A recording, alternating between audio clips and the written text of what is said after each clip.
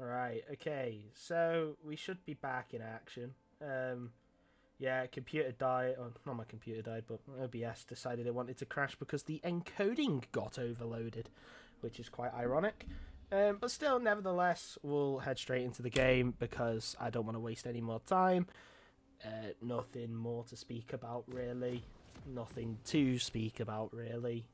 Aggressive bot lane summoner spells. You've got Ignite on the Seraphine rather than the Exhaust, which could come in handy if someone gets on top. Oh, wow, would you look at that? Everyone's invisible. There you go. Nice quick fix of that, so we will. That's now sorted. I could speed up to live, but then we may potentially miss out on any juicy invades or something like that from Fuji Assassins, which it looks like they are going to do because they are all stacking up. There is a ping on top of the red side, so potentially could be an invade there, whereas TLH are going for the basic defense. The pings are coming out that they have been spotted. Good point coverage by TLH.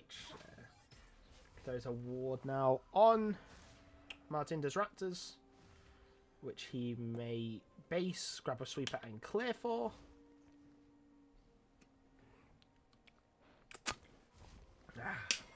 Water.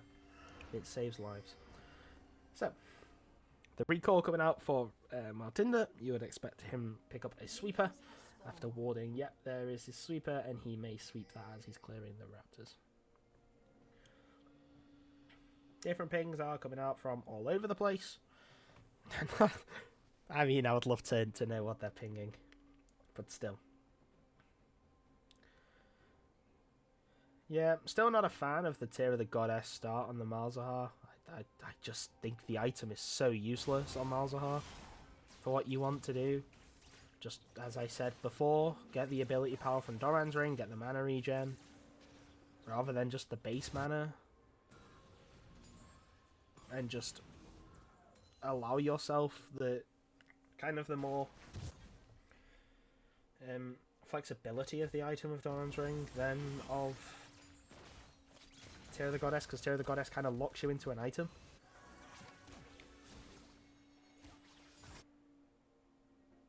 Unless you sell it later on, which I don't really see the point of selling an item.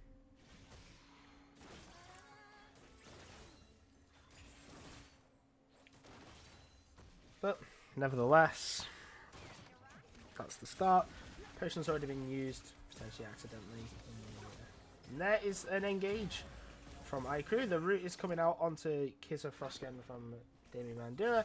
Venomancy got a full to half HP, and so is Kiss of Frostgen. So, relatively an even trade. Actually, technically in the favour of TLH, thanks to the extra little poke that is going down from the side of TLH, as Sundi goes down to half HP, accidentally tanking up a tower shot as he trades with the Tahm Kench in the top lane. And there's the spell immune shield being broken from Arctic Chaos. Potentially not played against that many Malzahars before. Or potentially just using that W as a point and click removal tool. Not particularly sure how he's looking to play that. We will obviously see as the game progresses if he's using that genuinely as just a removal tool, or whether he's using it as just a thing of Malzahar shield, yes. So we do see though a lot of poke coming down from this Seraphine onto the Rakan Misfortune. Rakan Misfortune is showing in this wave. They are developing a small CS lead as TLH kind of recuperate that CS lead in the top side. Got six CS. Gives a Frostgen. Good dodge on the zap. iCrew waiting in the wings. Damien may get caught out here. Maybe forced to flash. There's the exhaust though from iCrew. Good flash by Damien Mandura to get away from that gank.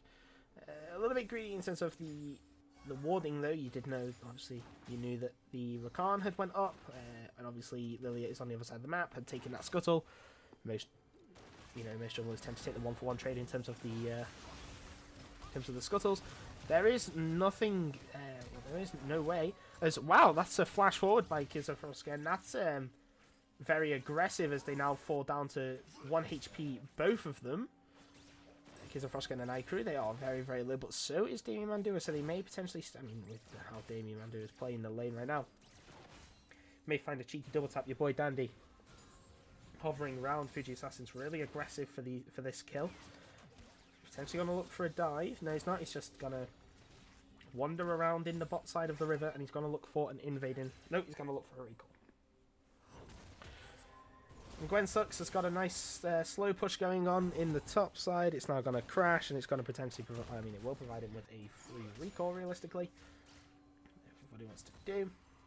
But no, he's going to stay. He's going to stick around. He's going to try and bully out this Ornn under the tower. You would expect, yep, there is the Seraphine recall. As iCrew has been used both his potions, I believe, to get himself back up to that higher HP value. So there is still the biscuit as well available for Redomancy, if so the Jinx desires. I really hope I did turn the mic back up because it was on minus infinite. I was about to say I really hope I did. But first Drake of the game, Cloud Drake. Yeah. Ultimate ability haste or ability haste. I don't even know anymore. There's so many. They're adding so many new Drakes that I forget what Cloud Drake does. It's that useless as the Abyssal Voyage or Abyssal Dive, whatever it's called now, from Tom Kench. I used to know what it was called when I was a Tom Kench main, but now I don't. Gwen Sucks now potentially though could get ganked here by your boy Dandy. He is waiting by the blast cone, but no, he's gonna look for Rico. No, he's gonna blast cone over, and potentially you saw that on the vision, but it's gonna appear very quickly. There is the flash, the airborne by Sunday. There's the flash by Gwen Sucks, but there is the holding of the airborne for the Abyssal Dive, and the Wind Become Lightning does pick up that kill. First blood over to Fuji Assassins, onto Dandy.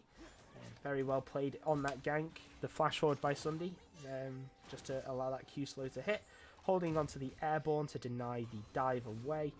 Just all around very well played by Gwen Sucks as he picks up the Warden's Mail on recall.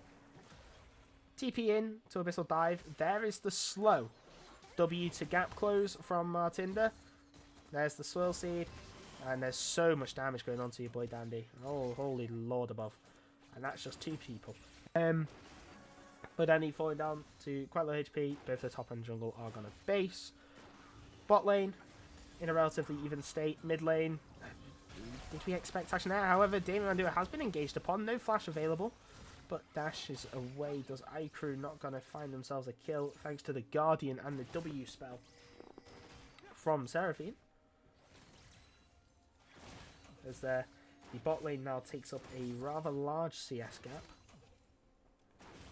20 CS gap equivalent to, well, the minimum equivalent to a kill.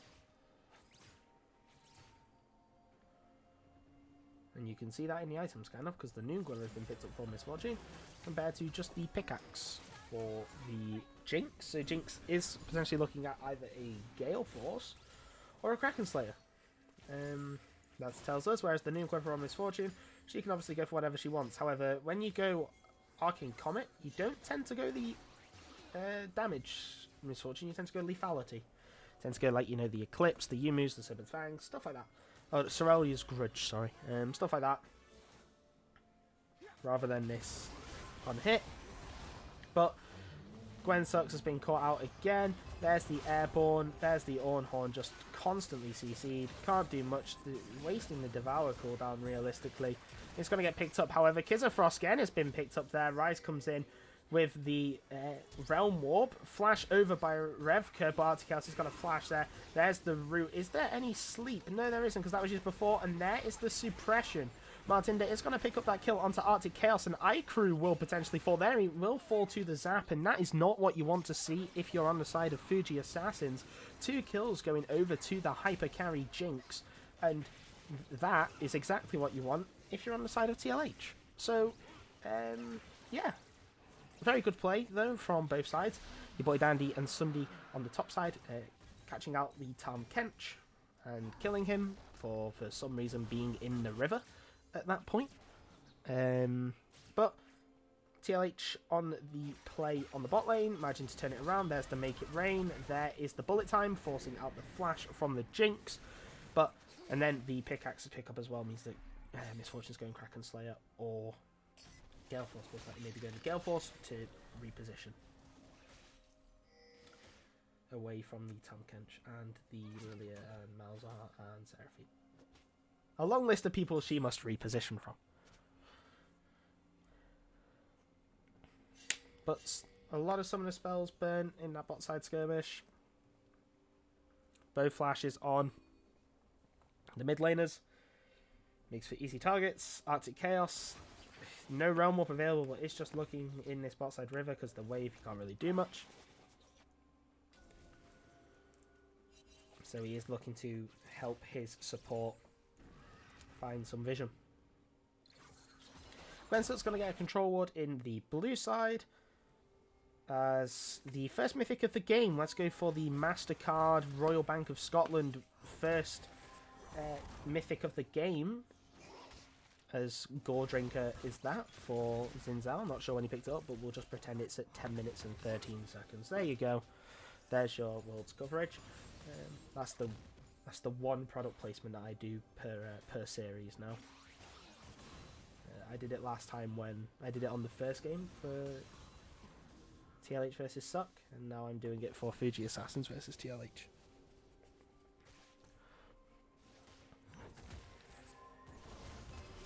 Nevertheless, gold at 700 as the Abyssal Dive comes in, and Sunday forced to charge away. Thanks to that engage. I'm not particularly sure what Tahm Kench is building first here. Potentially a Frozen Heart to try and deal with the fact that quite the two people that are mainly going to attack him currently in the laning phase are going to be up close and personal to him. The Xin Zhao and the Ornn going to as well try and slow down those brittle procs. There's the brittle proc. As the Tongue Lash with the inbuilt healing does manage to connect. Checking in on the gold, let's have a look-see.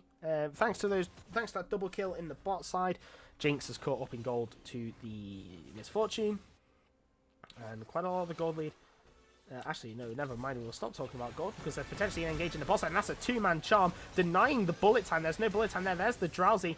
And Misfortune is going to fall to the Ignite. And there is the... Oh, no, sorry, not the Misfortune. The Rakan's going to fall to the Ignite. And the silence on top of the Misfortune means that he can't do anything. But the Ornn coming in with the Ornn Horn. Big TP play from Fuji Assassins. He's going to pick himself up a double kill.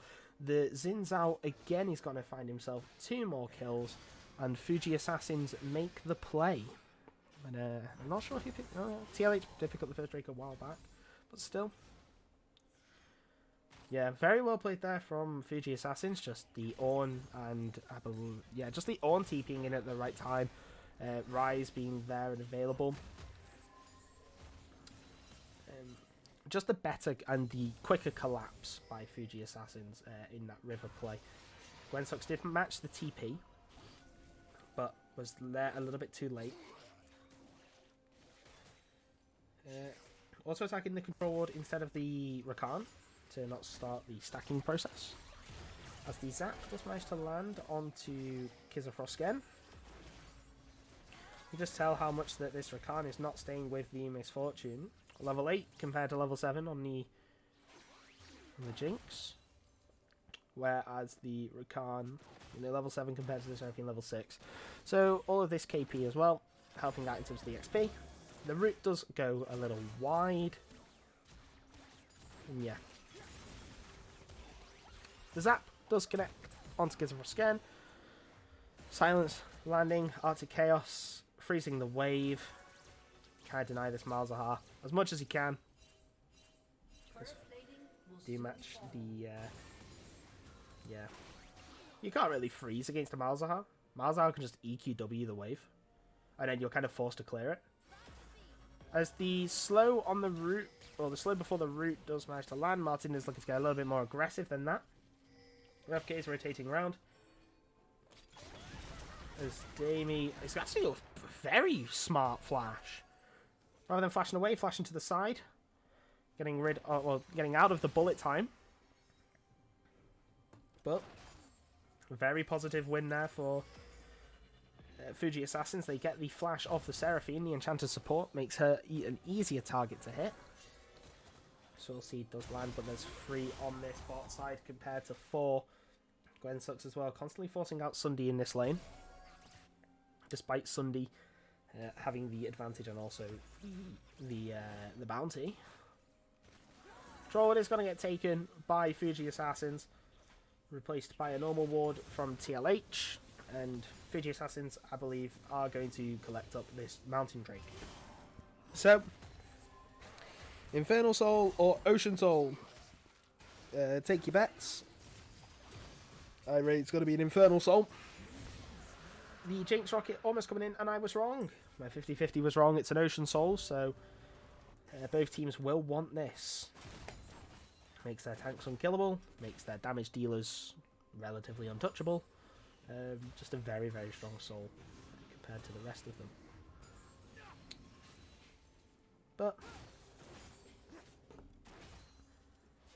Fuji Assassins now do control a 2,000 gold lead. So slow and steady progress being made to bridge the gap in terms of gold. This Lilia, however, 105 CS, does have a very big CS gap onto the opposing jungler, but the Xin Zhao has been a lot more active on the map, been providing a lot more for his team, so he has been rewarded, obviously, with more gold. As Gwen Sucks has got to take a nice trade with, well, not even a trade, he's going to look for an all-in on Sunday. No, he's not, he's going to just get him to 3 stacks and leave it at that. A relatively good Tom Kench thing to do, just 3 stacks and leave it at that. Control Ward found, Control Ward destroyed by iCrew, as Kizza Frostgen has been left in this bot side alone. And yeah, it's an Everfrost Malzahar. Everfrost? Why in the world would you ever use Everfrost? Okay, so we don't have a burn Malzahar build, which is obviously the well-known one, as Redomancy takes half his HP in damage there from double tap.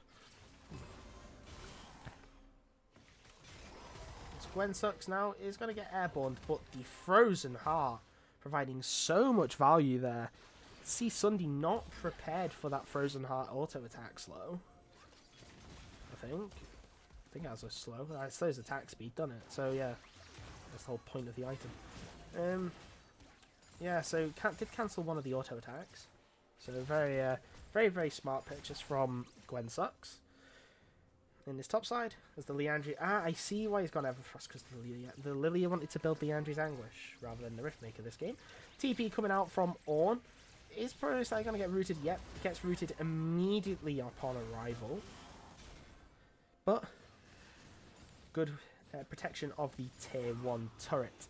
Now, there is 3 mid here for Fuji Assassins. They are looking to break open this tier 1, trying to unleash Arctic Chaos on the map. There's the root. There could potentially be an engage here onto Martinda, and Martinda just got caught being greedy with his pathing. He was caught out by... there it is, and maybe Revka is next. There's the flash. There is the suppress, and there's nothing that Dandy can do. Massive shutdown going over for Revka. Outplay my R button is what he says. And, well, Dandy couldn't do that. You may use Gore Drinker, and Gore Drinker may be broken, but it did get nerfed last patch. So, have that one, says Revka, and he picks himself up a nice 800 gold shutdown. Especially on this Malzahar. That's very, very big as Kizza Frostgen now. It's going to take this tier 1 down, but he's going to be left in a not good situation as the Gale Force there. Oh, yeah, he's dead. No point really arguing this one. No point flashing. Kizza Frostgen caught up and unawares of where he was, taken down by the Tom Kench. And this is really big if you are a TLH fan, or if you are rooting for TLH for your playoff hopes. In that TLH are now starting to find these little chinks in the Fuji Assassin's armor. They did have a little stranglehold on the game. They had the tempo, and TLH are now slowly but surely finding their way in. They've now taken the tier 1 on this bot side of the map, the first tower for them to fall. They now know that iCrew has no W to get there, and there is the root is going to miss. The root is coming out from Arctic Chaos to deny Martinda. The W comes out from Demi Mandua to support her jungler. This Seraphine pick, very, very strong, very oppressive actually, and it's turning out to be as it's providing so much shielding and healing for the team. But iCrew, Arctic Chaos, gonna look for the flank around. Gwensux is gonna find them though. There's the Abyssal Dive. It's gonna get dodged out. And there's the Realm Warp. There's the Charm, and they're gonna get out. But using that Rakan ultimate is very big, because now it's not available for the fight around Drake, and that is a big, big part of the Fuji Assassin CC.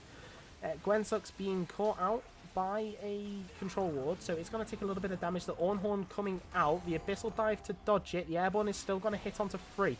Martinda's caught himself out on the front, and the flash forward, and the blue team has slain the dragon, and that's a big 4-man Airborne by Sunday in the bullet time in the back. There's the Suppress, though, to deny the bullet time. The slow from Martinda. Kiss of Frostgan's going to find the kill onto Damie. Revka is trying to get into the backline. It's a double kill for the Misfortune, and Gwensux is going to Abyssal Dive his way out, but he's going to get caught by the Rise. Potentially is going to need a little bit of assistance in killing this Tahm Kench. Tahm Kench is going to heal up. He's going to use the shield. Sunday's going to use that Bellows Breath, and he's going to find himself another kill.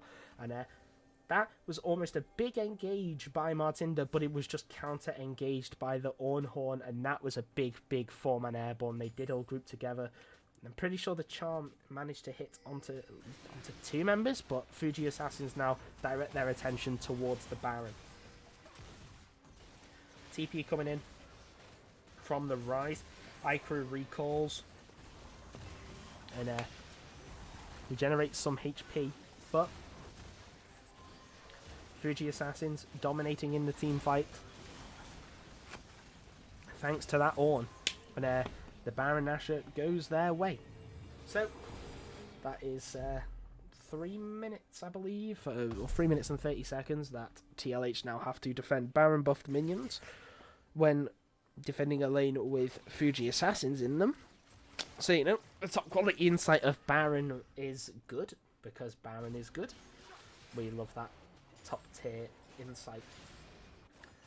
As now see the TLH bot lane have gone mid now, and there's the root coming out from Damien Landua, but Kizafrosken ready with the Make It Rain. 2 level XP lead for this AD carry. Redomancy has been with the support quite a lot. The support and ADC duo clearly like each other enough to stick together, but that does mean obviously a lack of vision around the place for TLH. Maybe Damie doesn't feel safe to go in the jungle where there's no vision alone. As Sunday, I mean, her hunch is well founded, because Sunday and iCrew were waiting in a bush to potentially see if any TLH members were going to come for vision. Arctic Chaos does take a little bit of tower aggro, but Revka, oh no. There's the Make It Rain, there's the bullet time. You're just going to have to flash forward straight into Arctic Chaos. He's got to pick up the kill. And Kizafrosken is going to tank up 2 turret shots, but no one's really there to punish, and the tier 1 in this bot lane will fall. And the tier 2 in the mid also fell, despite no one really being there, and he's Inzal Baron buffing the minions. Kizafrosken falling to a quarter HP. Potentially Martinda could look to do something, but there's nothing. And there is the Jinx Rocket, 1 HP now on this Misfortune. This Misfortune can't really impact the fight. There's the Swirl Seed, but it's not going to hit anything. Just the minions, and Fuji Assassins back away. Zinzao left to push in this mid lane turret, inhibitor turret, as Gwensux was forced to base despite having that tier 1 in the top side on very low health. Did leave it standing. 1:40 until the next Drake. You know, both teams desperately want this. TLH just to regain a little bit of control, getting the same 2.5% health per 5 seconds as Fuji Assassins, and also to deny the soul point, whereas Fuji Assassins obviously want increased health per 5 seconds. That would be nice, and also 1 step closer towards soul. And they also have the positivity that, or the positive enforcement that they had just won a fight around the Drake. As I say that, Arctic Chaos is just getting absolutely CC chained to his death. That was not even fair. And I'm a Malzahar player. Yeah, just ult, Everfrost, Lily asleep, everything used. But at what cost? It looks like it's going to be at the cost of an inhibitor tower. as the inhibitor does go up, but Gwen Sucks is on the flank. There's the Gale Force, and there's no Gale Force. This time the Charm does land, but it's immediately cleansed, and there is the Bullet Time. The Abyssal Dive is going to get cancelled thanks to the Airborne, but Kizafrosken was not risking it. He was cancelling that Bullet Time as soon as Sundi's absolutely CC'd up. Martin found himself in the front line, but there's a fantastic Devour coming out from Gwen Sucks, and there is the Jinx Rocket. There's the double kill, and TLH can turn their attention to this Drake. 20 seconds and the death timers are longer. You really have to say, TLH pulling it out of the bag, just recognizing when Fuji Assassins are overextending. You know, there's no pressure on the side lanes, and they're pushing for an inhibitor turret, and then they get punished, and rightfully so. So now they lose the Ocean Drake. Gwen Sucks just on fending off duty, trying to keep your boy Dandy down, and there we go. The Ocean Drake slain by the Jinx, and this Jinx now 5-1-3. That is a very big Jinx that Fuji Assassins have to deal with. No question about it. If there's no way of dealing with this Jinx is going to absolutely shred through the team. But, obviously, it's not over for Fuji Assassins. They are still in control. They have more towers, they have more gold, and also, they have more people on the ability to carry. They have that Xin Zhao and they have that Rise.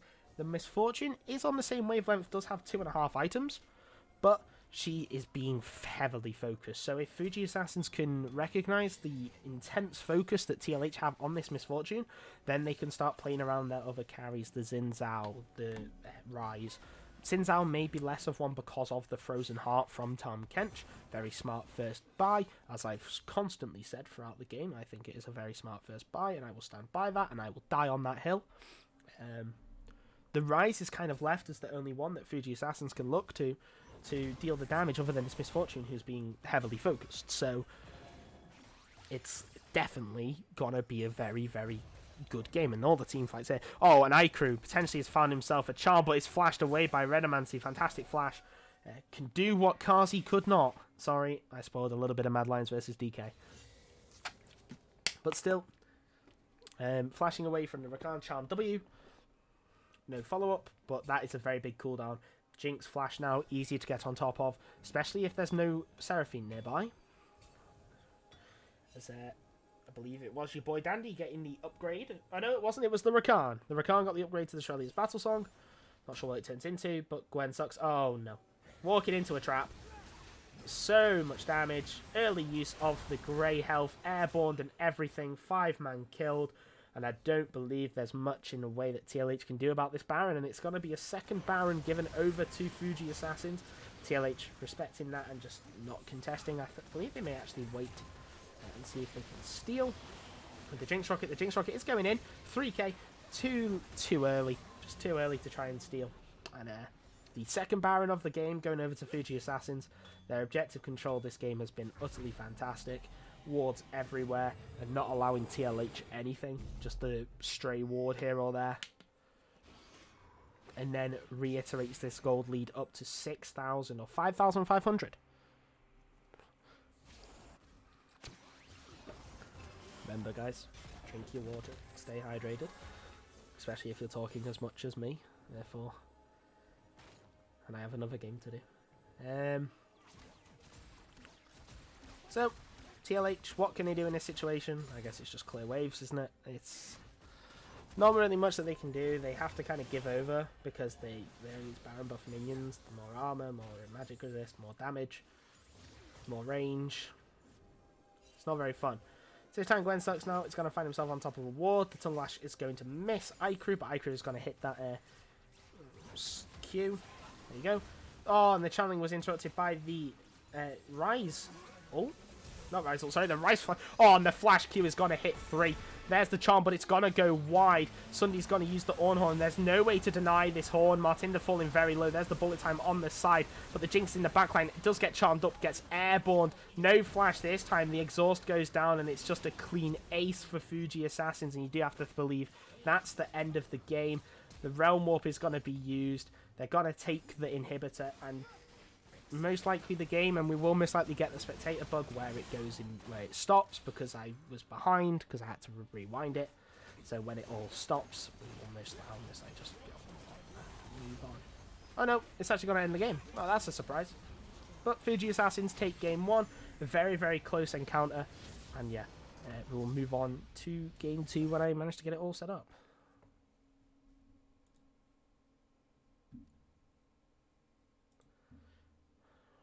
Yeah. Then I do this, I do this, I do this, boom. Transition it so I can do that, and then I can move on.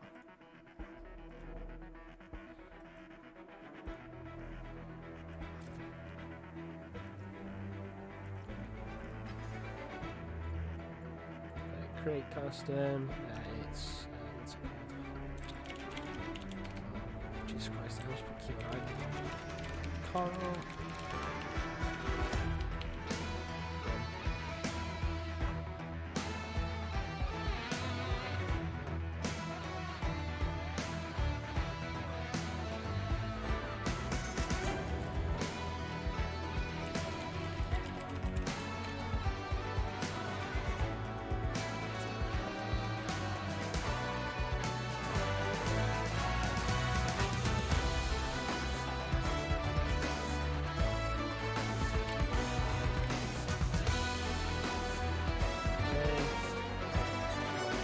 Draft.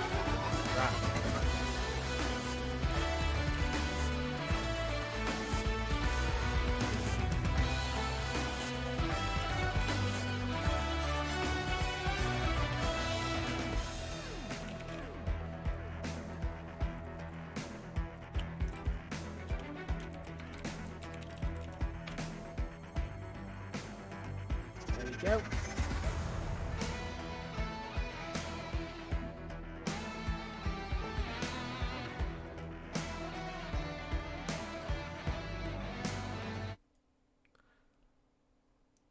Thanks, Gab.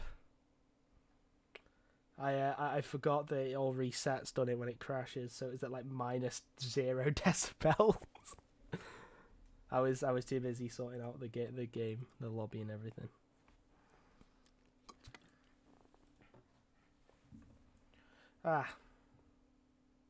Yeah, I know there's no music now, because I set it to -infinite. I'll set it to -45. There you go. So there's a little bit of music in the background. Oh shit, yeah. Paul, MVP. Oh shit, MVP. There we go. I'm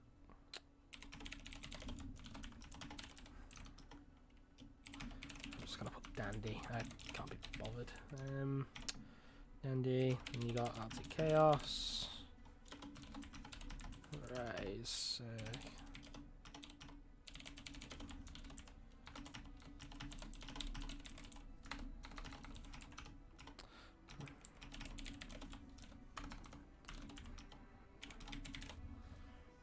Duration 2 minutes.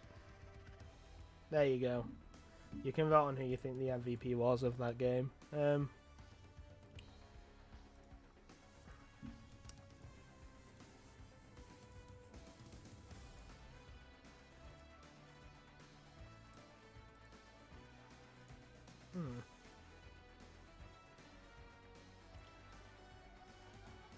I'm just trying to think of who I would say the MVP was.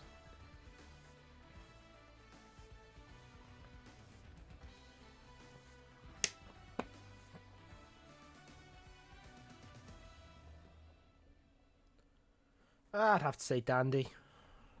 I think he was the best player, or the standout player on Fuji Assassins.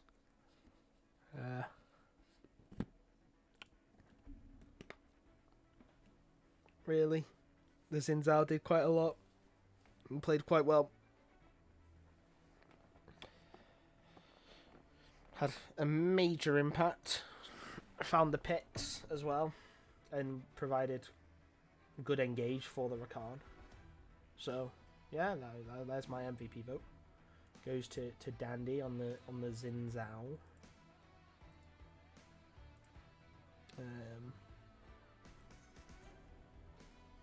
Oh, the Formula One's in an hour. Getting the phone set up and ready.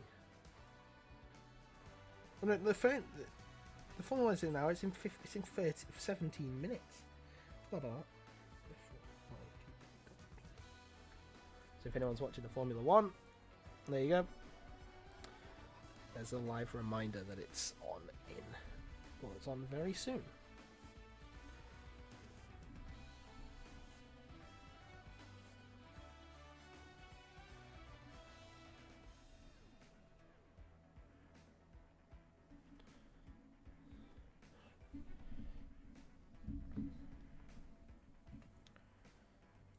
So,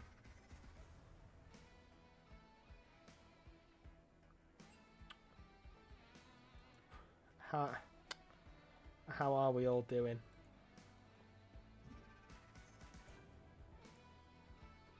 We good? Oh, they're doing the We Race as One kneel. That's very cool.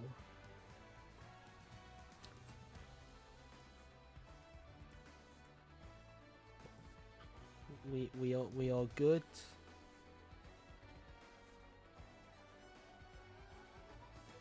Yeah, good.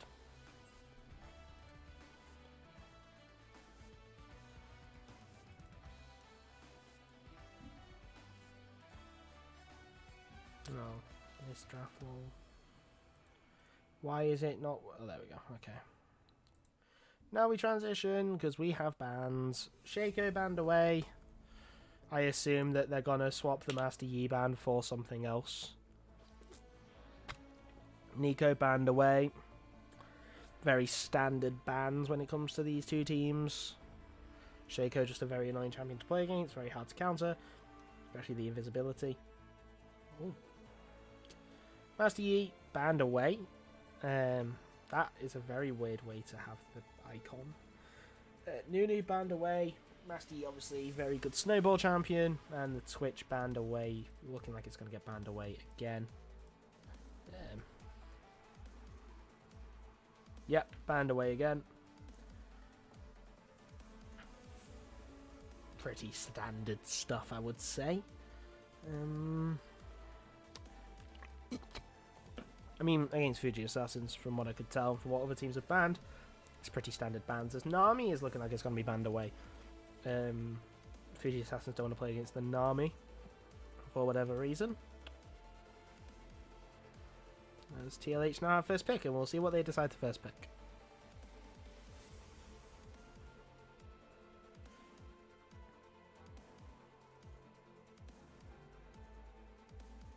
First pick of the Gwen. Well, Gwen's an interesting. Gwen's really interesting. I really don't know what to say about it, because we've seen it a lot in Worlds where they're playing Gwen as like a blind pick, like a blind pickable champion. Now, just because I know that Fuji Assassins drafted meta last time, that is a Graves top.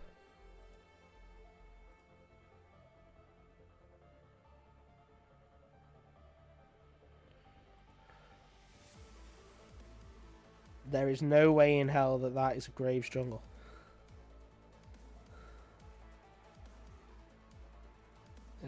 But Seraph and Nocturne turn out the lights, get hit by artillery. Pretty good duo. AP and AD as well. So, no like way to build just plated steel caps or something. Yep, and there's Zac in the jungle, so that's a Graves top. Could be a Zac support, but that's not been seen for a while. Like, a while. So Graves top, Misfortune AD carry, Zac's jungle looking most like, as Lulu is banned away.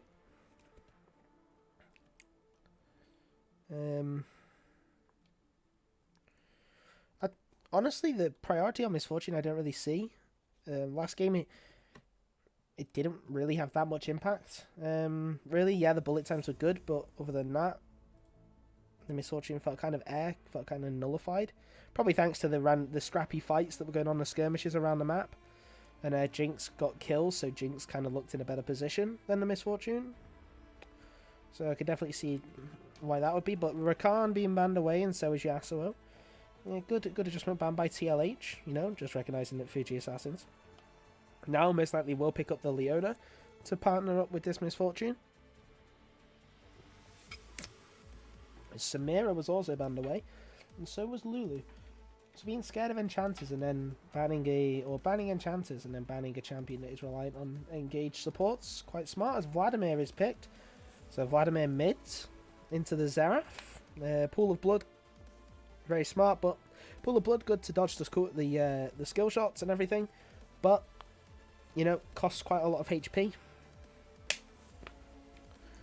Vladimir as well, a good scaler, so kind of can just sort of take this farm lane. Take this as a farm lane, and potentially does see it as free farm because Xerath is a very skill shot intensive champion. As Thresh is locked in for Demi Mandua, and we're going to see the Xayah locked in for Redomancy. Interesting. So now we're going to see the support be picked. Thresh, very good pick because Misfortune being partnered with the Leona. I don't know if Blitzcrank is looking like it's going to be locked in.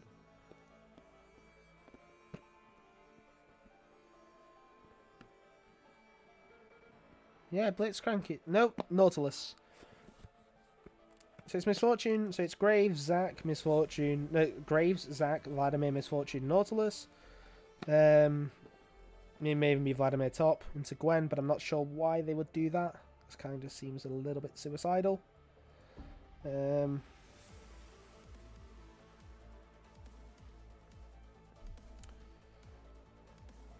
But yeah.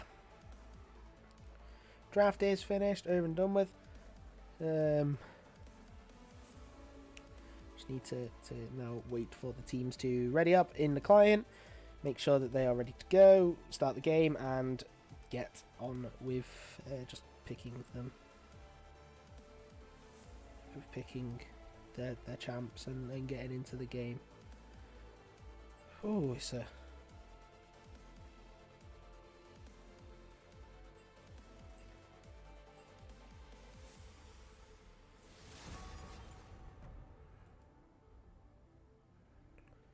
got to be a long one.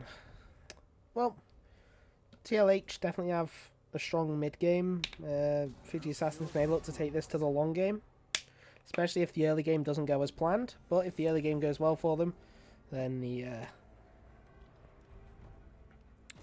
you know, that late game can be brought forward to the mid game and they can start challenging TLH where you wouldn't expect them to challenge.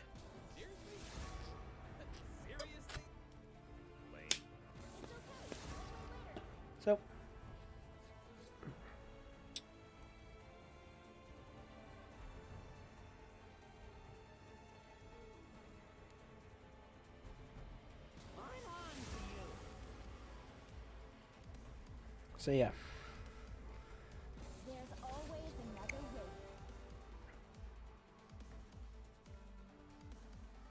We now just wait. Yeah, but as I said, TLH very strong in the in the mid game. Early game, they have some relative strength. Gwen is quite good in the early game.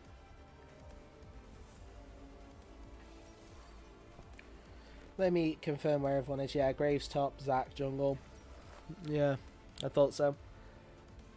But, you know, Xerath as well can deal quite a surprising amount of damage. It does stack up, it does rack up. So if Fuji Assassins aren't careful, this Xerath may be a big issue. It may become a big issue when they don't want it to.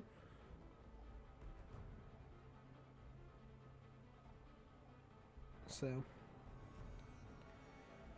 yeah, it's kind of hard to. I mean, Fuji Assassins. Let's talk a little bit about their composition as well, because I haven't given their composition the time of day. I've talked quite a lot about TLH, just purely because of the Gwen pick. I am a big fan of Gwen. I like the champion. Fuji Assassins. So you got Graves top, which is usually picked into. Isn't it usually picked into stuff like Jace? Is the greatest enemy. Like,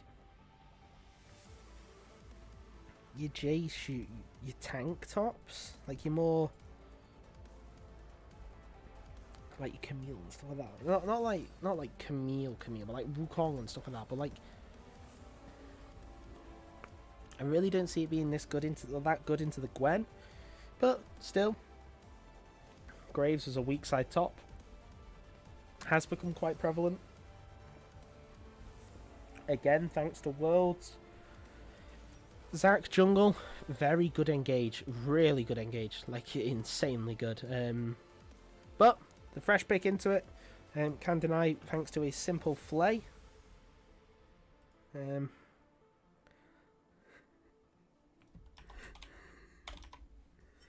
Yeah, just thanks to a simple flay can do the trick and get rid of the Zac or the Zac problem.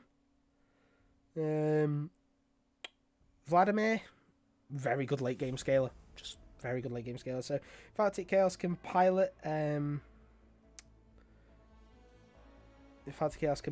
this Vladimir extremely well. The one thing that I don't want to see is Arctic Chaos being reliant on skins, aka using Dark Waters Vladimir. If I see that, I'm gonna flame. And I'm not gonna hold back. I don't care if you call me biased or whatever. I'm gonna flame him if I see Dark Waters Vladimir, because it just shows you're an insecure Vlad player. Misfortune Nautilus bot lane. Very strong.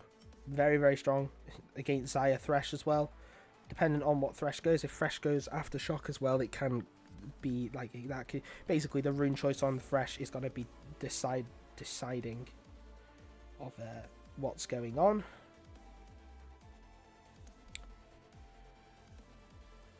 In that bot lane, if the Thresh goes Guardian, it's a little bit more forgiving for the TLH side. But if the Thresh goes Aftershock, then I'm going to put all my money on the Fuji Assassin's bot laning winning, purely because of rune diff. But yeah, Fuji Assassins definitely have the late game. Graves can one-tap anyone he wants.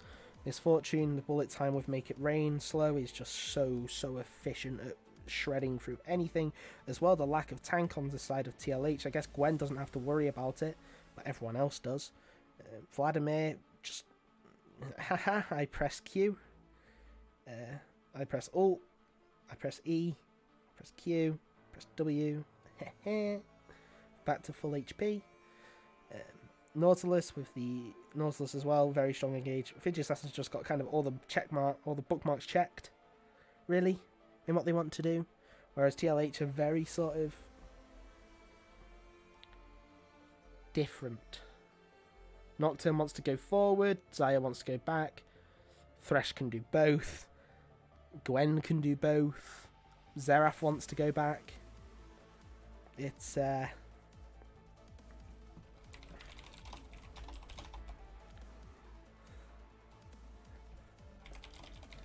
yeah, it's potentially a long day at the office for TLH in this game.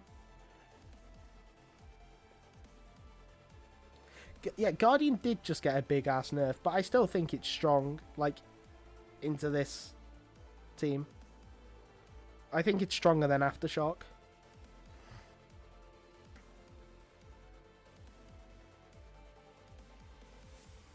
That's just my opinion, though, obviously. We can all have differing opinions. But yeah, that's my take on it. And I'm the one on stream. I'm the one that has power. No, I'm joking. Do I have power? I hardly know what I'm going on about. I just look at thing on screen and shout. I'm so glad that they started the game like now. Because with the 3-minute delay, and then by the time OBS crashes, and then I restart it, I can watch the first lap, the first corner of the US Grand Prix, kind of without having to commentate anything. I could just kind of let the game do the talking. Because realistically at the start, what's going to happen? Fuji Assassins are potentially going to look for a deep ward, which they do most of the time. TLH are going to five point. They're going to find that. They're going to let them have the ward anyway.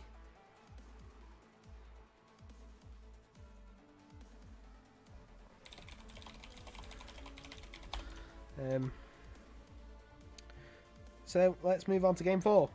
The game 4 scene, if it works. Wait. OBS is going to crash. Oh, no, it's not. OBS isn't going to crash. So. Thresh did go Guardian, as you see on your screens. So, I'm happy about that. Dandy went Guardian on Zac.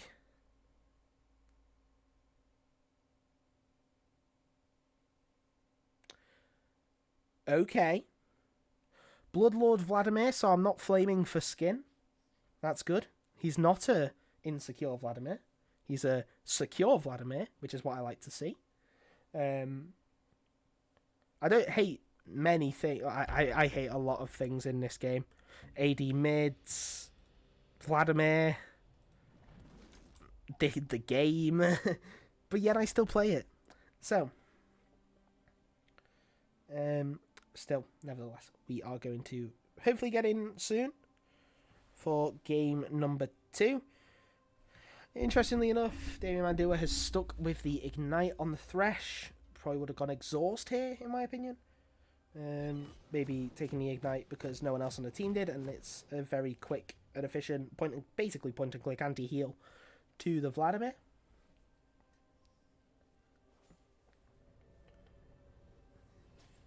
So that could be the reason why.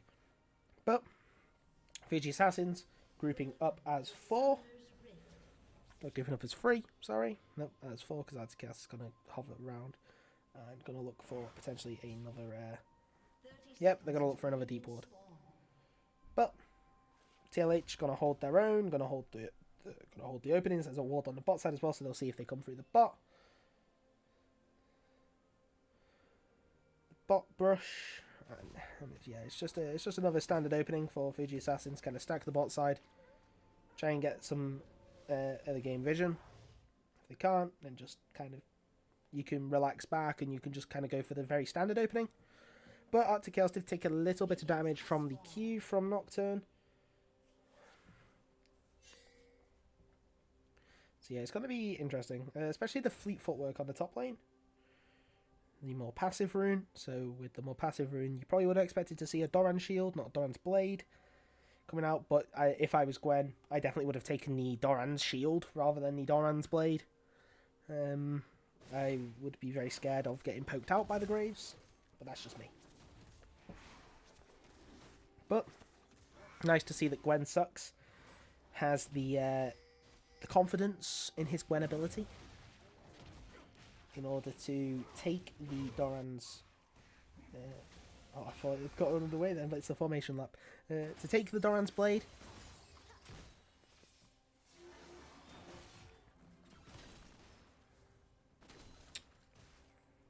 But yeah.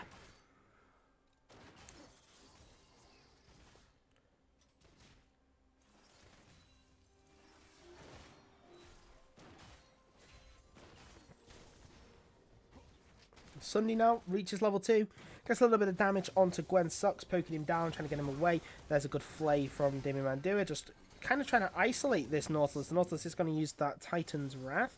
And Kizza again going down to half HP thanks to the Blade Caller from Redomancy, rooting her up, or rooting Misfortune up before Kizza could do anything to assist his his support.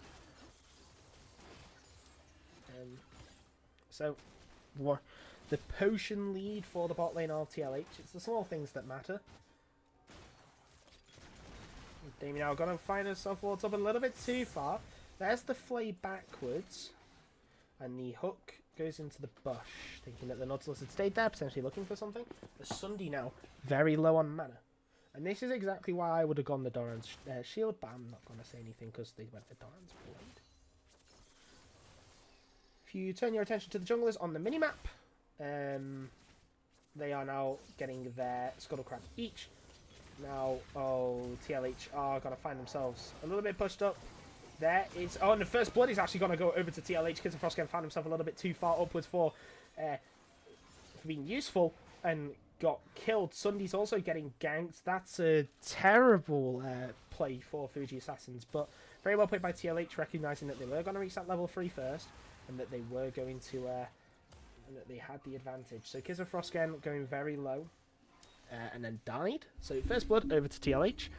And it's quite good that it's on Redomancy, as Redomancy now finds herself potentially going to find another kill onto Ikru, as Ikru takes so much damage from that Blade Caller. Redomancy proving herself quite good with those feathers on this Xayah. Looking at the action in top lane, the dash forward from Gwen sucks to the Q. I deal quite a lot of damage.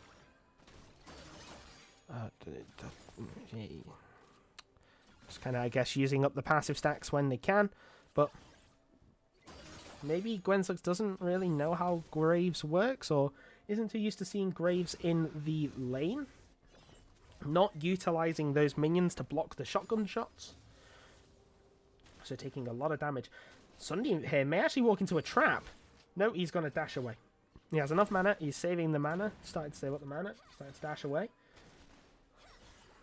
And there is the 4 stacks passive for Gwen. Again, it's just so much damage, so much consistent damage. Dandy is on the top side of the map here. Gwen Sux needs to be very, very careful and should know that this Zac is on the top side of the map. Potentially isn't going to respect. No, is not going to respect it. Should have potentially seen him. There's the near sight. There's the dash in. And this is a very dead Gwen. Sunday picks up that kill. And that's going to be very, very good for the Fuji Assassin's top laner. He's going to be able to play around that kill as Damie goes in, actually. That's very optimistic. Going to die for her troubles thanks to the Ignite. As,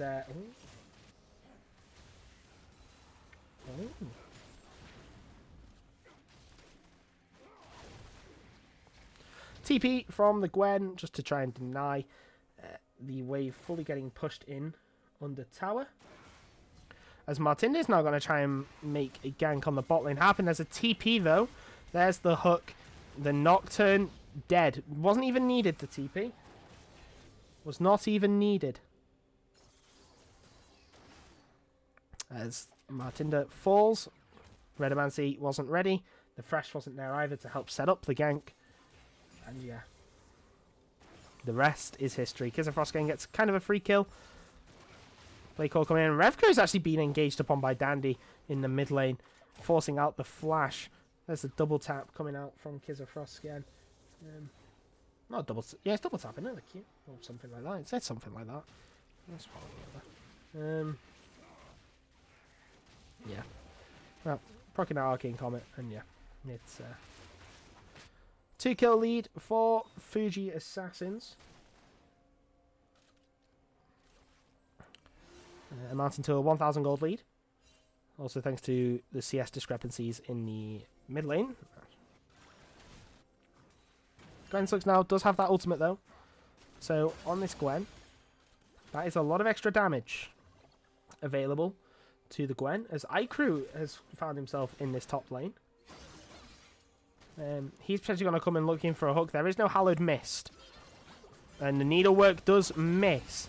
There's the root, and there's the third proc of it. The flash from Sunday to get the auto attack in. Gwen Sux does flash away, but Dandy is coming in. And there is the Q. Auto attack complete. Another death on the Gwen. Just a lot of focus going up to this top side of the map from Fuji Assassins. Graves is normally played as a weak side, but I guess not in Fuji Assassins' mind. Played as a strong side.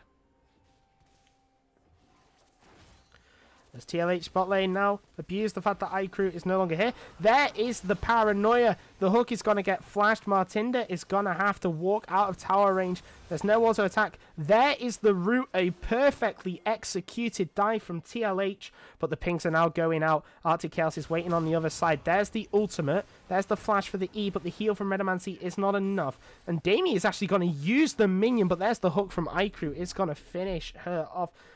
And the Thresh will fall as well. Perfectly executed dive goes a little bit wayward after the collapse from Fuji Assassins. Now, normally this would be, the time where the second person would like chime in and say something really smart. I can't say anything too smart. But anyway, I digress.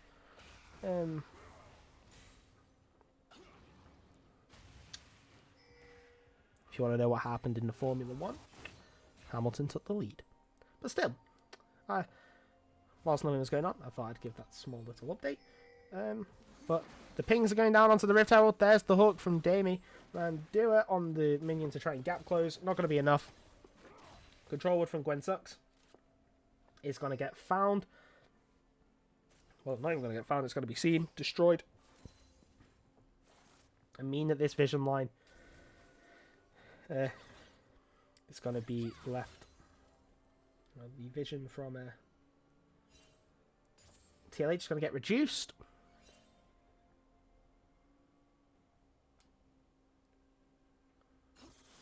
TLH now looking to really punish this bot lane, try and punish iCrew, who constantly is looking to roam or play around the lack of vision. As there is the root, there is the flay. Damien is taking up a lot of tower though, and there's the ultimate. There's the depth charge from Nautilus as the hook does land onto Renamacy. The flash E not gonna real Kiss of Frost. It's not gonna be enough damage to kill.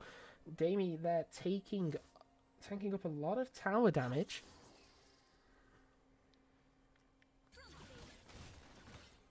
And Gwen Sucks now going to take almost the all-in on Sunday, but it's going to come out very even on that trade. Sunday got to be forced to base, but does have the TP advantage. The Needlework is going to be used to shove in this wave, but Sunday can pretty much just base and almost immediately TP back to lane to cover this one off at full HP and full mana. Martinda potentially could get caught out here, and good use of the plan from your boy Dandy. There's the flash ult, there's the make it rain. It's not going to be enough though. There's the ultimate used, I believe it was the ultimate. No, it wasn't, just the Q used by Arctic Chaos, and now this could be the red buff going down from Martindo, and that's very bad on this Nocturne. You kind of want to be ahead in your clear, kind of want to be trying to bully this Zac as much as possible. But still, clearing vision is the name of the game for Fuji Assassins. They're trying to set up the control for Drake, and again, seemingly snuck from where I didn't know. TLH got the first Drake. There's the Make It Rain from Kiz of Frostgen, just to try and dissuade Damien Mandua on this thresh from looking for an engage. iCrew is coming down as well, waiting in the bush. And is there going to be a hook? Oh no, there's even a ward placed by Damien. Damien's just trying to greed for that, but that's a fantastic flay, and that's a fantastic route. Redomancy picks up the kill, and it's a fantastic turnaround from TLH. Just everything about that play from TLH to turn this one around. Okay, maybe a little bit late use of the Featherstone, but it still picks up the kill. 2 kills going over to the Xayah, and that is not what you want to see from the side of Fuji Assassins. Just giving over kills on a silver platter there. You know, you don't try, like, especially when your Misfortune is attempting to reposition to be in a better place to assist you in that way. You're not looking to kind of gimp in the bushes. Kind of looking to play around with Misfortune and what she wants to do. But nevertheless, obviously a call was made. The Locket of the Iron Solari has been complete, and also the Immortal Shield Bow from Xayah. I'm not particularly sure how I feel about this. Potentially, actually no, I feel good about that. I feel like that's a good buy for the Xayah. And there is the depth charge being thrown out by Redomancy. Redomancy not going to unveil that she's there until the very end. Your boy Dandy coming in with the slingshot though, and that will be the Ocean Drake picked up. Using the Q from Zac and the punch on the Drake to keep Redomancy locked up, but it's not going to be enough. Another kill going over. Martinder on this Nocturne has not been performing as well as he could have, as well as he normally does on this champion. Normally has a little bit more of an impact in these early game fights. But still, yeah, Gwen sucks, and they're not having the best of time on this Gwen either. 0-2-0. Sunday more CS as well, which doesn't help. iCrew in this top side of the jungle. It's CoraL Vision, so potentially another dive coming out for TLH. There's the Make It Rain, and I understand that it is invisible. I'm not particularly sure if that's a replay bug or a spectator bug, or if it is you know, a bug that League of Riot knows about and they're currently on the way to fix, but we do see every other skill shot stuff like that. As the Nocturne ultimate is coming in, they are looking to try and find it onto Sunday, but Sunday flashes away. A very good use of the Paranoia there to burn a Summoner spell, and the hook is going to go wide from Damie, and there is your boy Dandy in the backline. Damie is just going to be punching up, and there's the needlework. It is going to connect onto Sunday. There's the slows, but needlework was on its final stack, so it doesn't matter. There.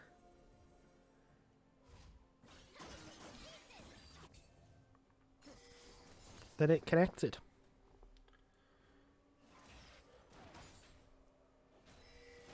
So.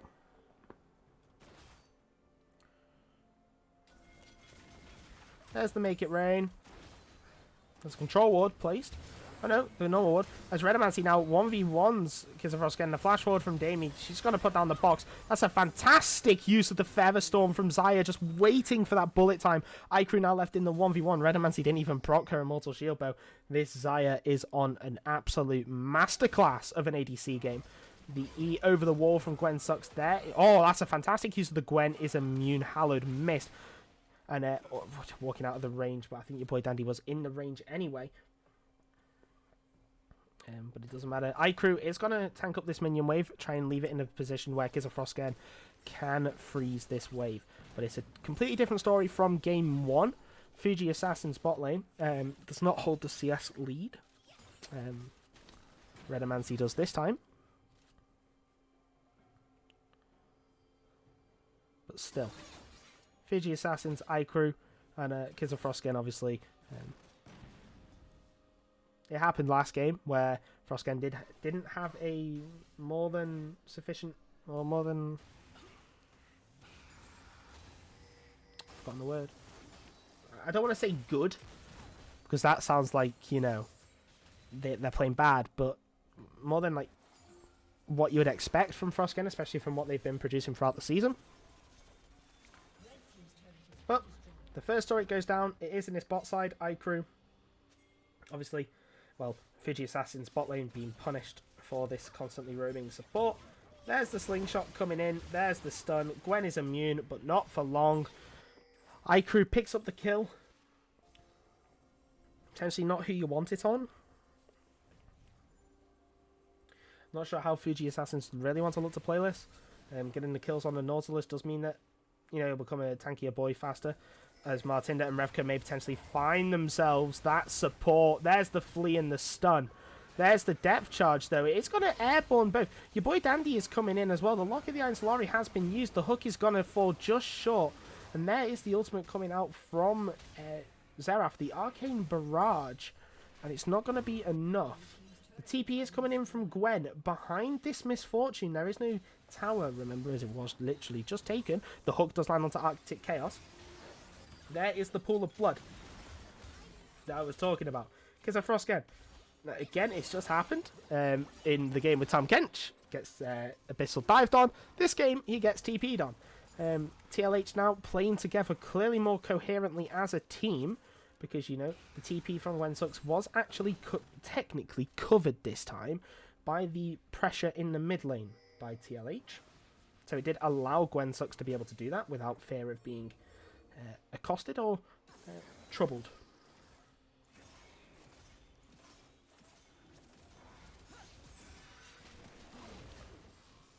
So, we now go to a little bit of a lull state as teams look to fight over the Cloud Drake. It looks like the control ward in the pit is going to get taken, and the Rift Herald is going to get placed. So TLH have to make a decision. Now, very, very quick one. Do they contest the Drake, or do they not? Gwensucks is in the pit, so it looks like they are opting to try and contest the Drake. They are dragging it out. Gwensucks kind of being a human ward. Recognizing the power. There is the Paranoia, and it goes in. The bullet time is there, but it's not going to be enough. It's taking a while for the rest of TLH to come in, and there's a fantastic Feather Storm. It's going to pick to the Blade Caller because Kizafrost is very low. There is the use of the Zac passive, but it's just not going well enough for TLH, and you know, it's not enough. There's the hook from Icru. It's going to deny the Arcane Barrage. There's the depth charge. It's going to look to try and 1v1 this Xerath, but it's not going to be enough. There's no damage. There's the root. There's actually no, there could be. There's so much damage coming out. Zerevka does miss the Q after the stun, but I don't believe he had vision, as the Fuji Assassins play that team fight very well. The bullet time, I mean, TLH were quite split up. It did take them a while to follow up on the engage, but still, nevertheless, very well played from them. Did manage to pick off the 2 stragglers, and then the rest of TLH that tried to join in. Just scrappy team fighting from TLH. They weren't in a position, they weren't ready for the engage, but they were forced onto it. So, I guess you could say well played to Fuji Assassins for forcing the engage there onto TLH's behalf.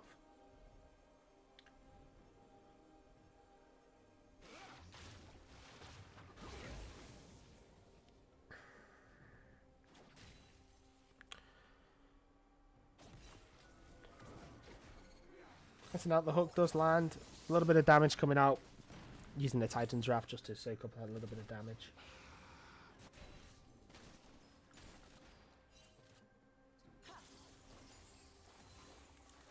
And yeah, it's a very back and forth game. So far, TLH do find themselves some good picks here or there. Well, they do find themselves some pretty good engages. Gwen is immune, a very good use of the Hallowed Mist. And Arctic Chaos just struggling into this Gwen, trying to deal the damage. As Damien Mandua finds himself a control ward, and she destroys it. And this may be the tier 1 going down.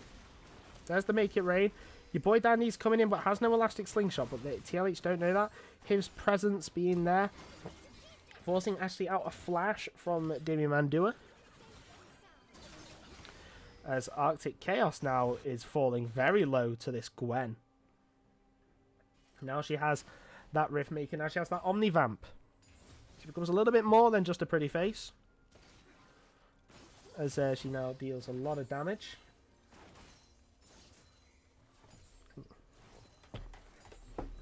Despite being 1 and 4. The early Bramble Vest as well, also coming in handy against the Vladimir, so a very good purchase there. The early Bramble.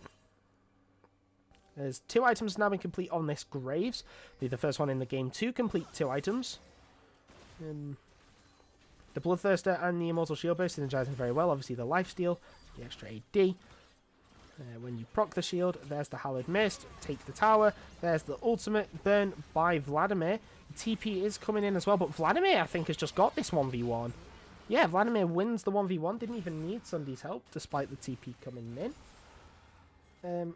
And I think that was just misplayed by Gwen Sucks. I think he thought that Gwen did more damage to the turret than was thought. Did take a tower shot, and then ended up dying because of it. So,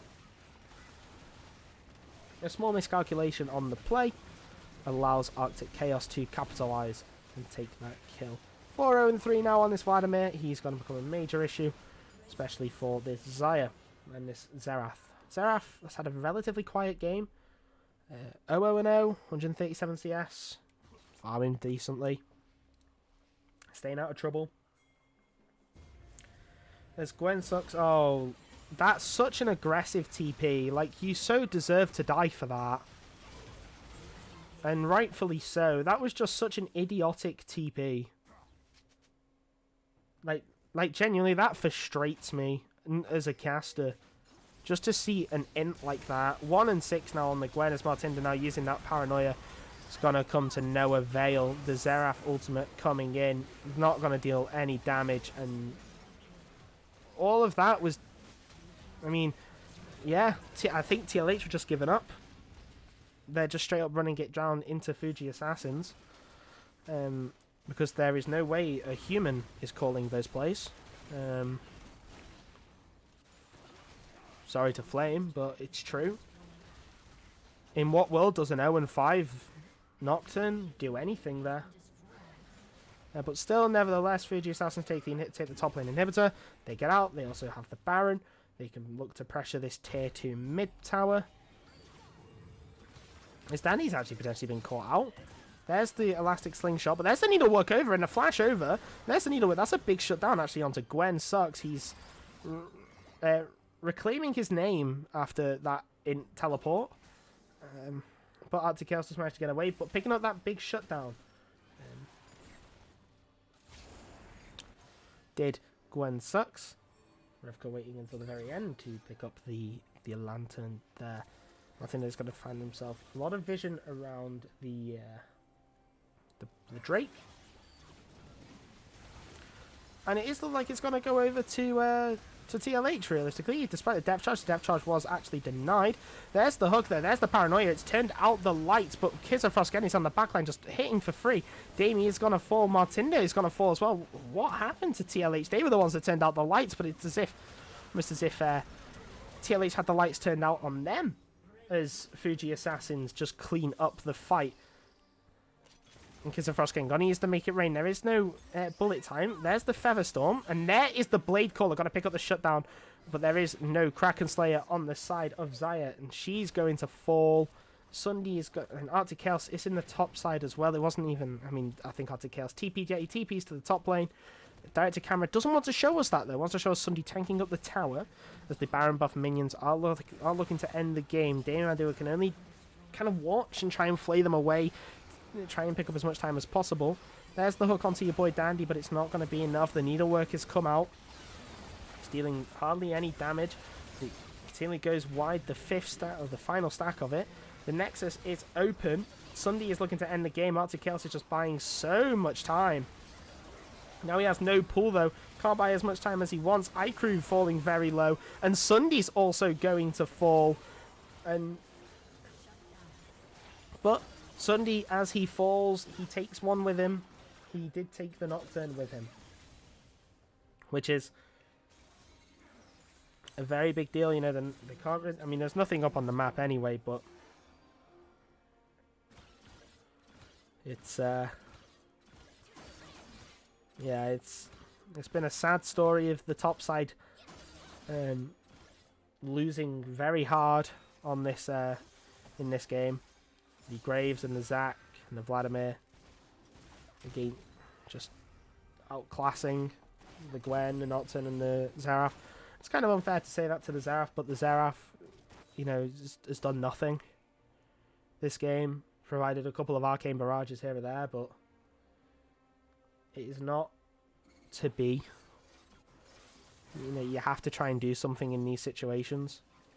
You kind of can't, unfortunately, as sad as it is to say, you kind of can't be a Chovy and just farm your way through this game. You have to try and provide some form of impact.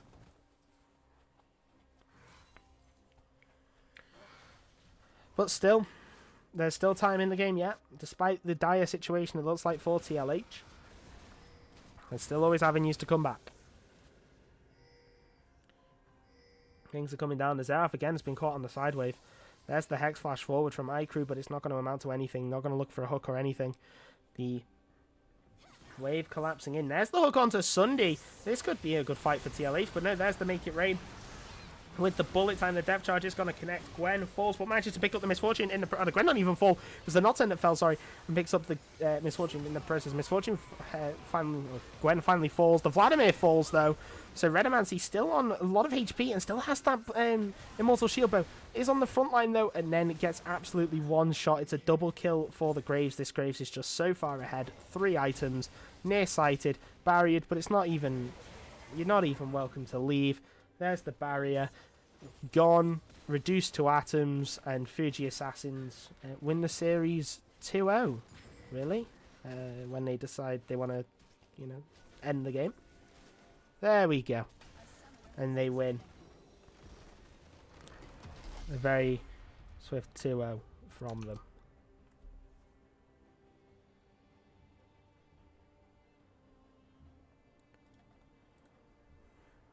Where's the score? There we go. Transition. There you go. So TLH, unfortunately, 0-4 on the day.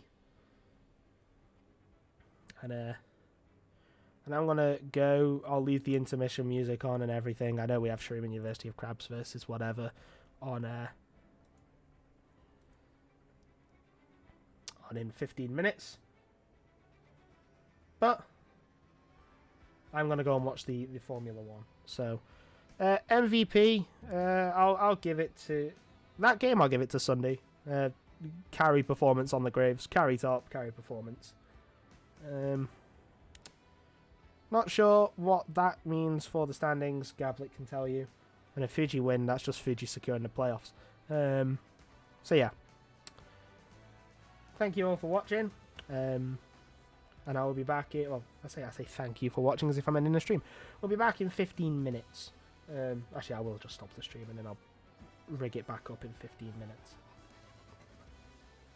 minutes. So yeah. Thank you all for watching, and I'll be back in 15 minutes.